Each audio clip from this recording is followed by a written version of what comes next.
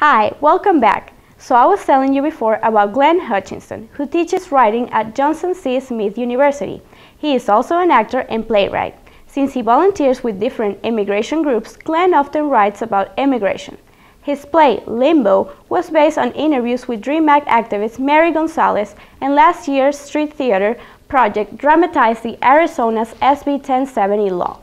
Gleen is originally from Dallas, Texas, but he has lived in Charlotte since he was a teenager. Take a look on what we talked. Thank you for coming, Gleen. It is a pleasure for me to have you here.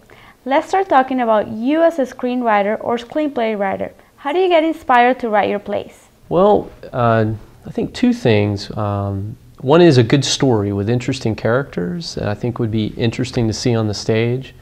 And then the other thing is sometimes it might be an issue or topic that's important to think about, that might give people something to think about in a different way by seeing it as a play.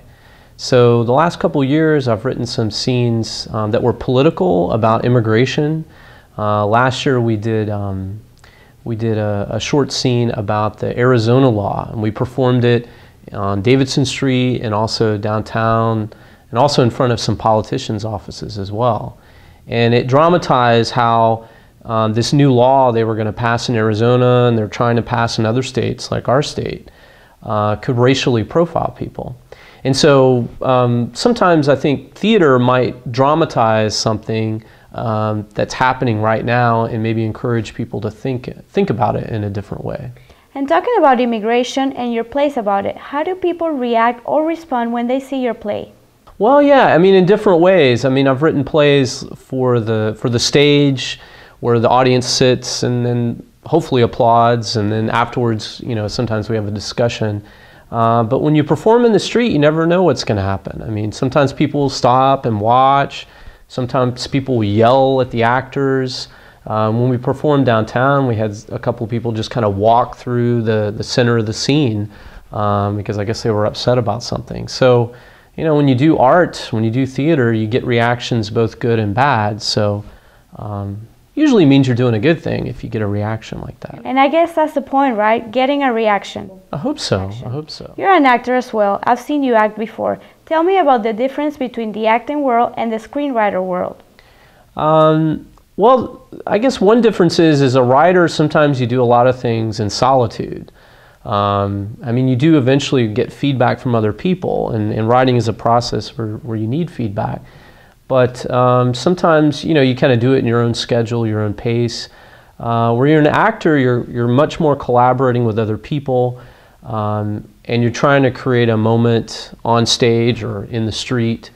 And I think one quality that's important for an actor and also for a writer is to be very attentive to detail and also to listen, so that when you're acting on the stage, you're listening to the other person. Even if you've done the scene many times, you're listening because it's happening right then. It's just for that one specific moment in time. Well, other than an actor, a screenwriter, you're also a teacher. Tell me about that side of your life.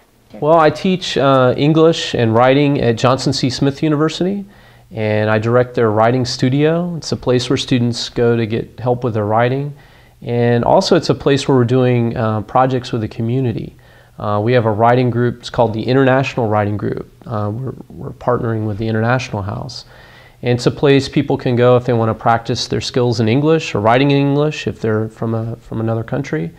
And also it's a place where people can volunteer and meet people perhaps from a different culture. So this summer we're meeting Thursdays at noon.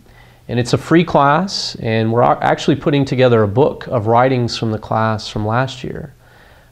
So what's neat as a teacher is if I can connect what we're doing in the classroom to our lives outside the classroom, and one way of doing that is through writing. You are very involved with the community. What can you tell me about the multicultural community that we have here in Charlotte?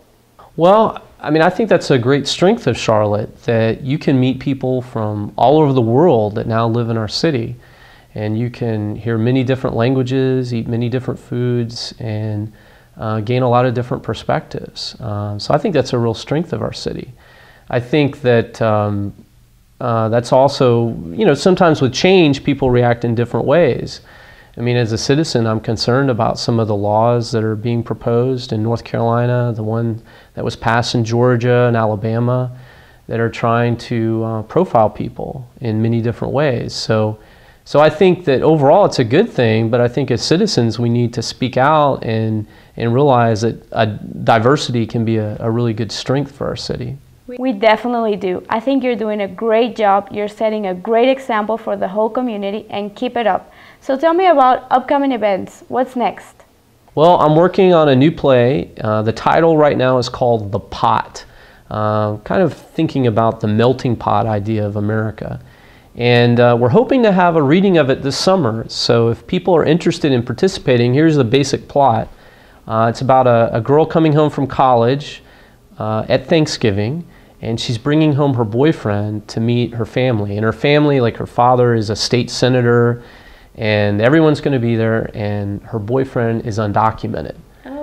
Okay, so the play is about what happens around the Thanksgiving dinner table.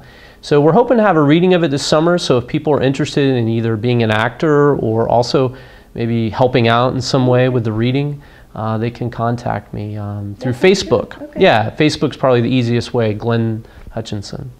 That sounds perfect. I hope people contact you because it sounds like a great story. Well, thank you so much for coming. It was a pleasure having you here. I wish you good luck and hope to see you soon. Okay, thank you. If you're interested in working with Glenn, you can contact him through facebook.com/Gleen Hutchinson. Let's take a short break, and coming back, you're going to see bull riders and how I learned to ride a horse. Don't go anywhere.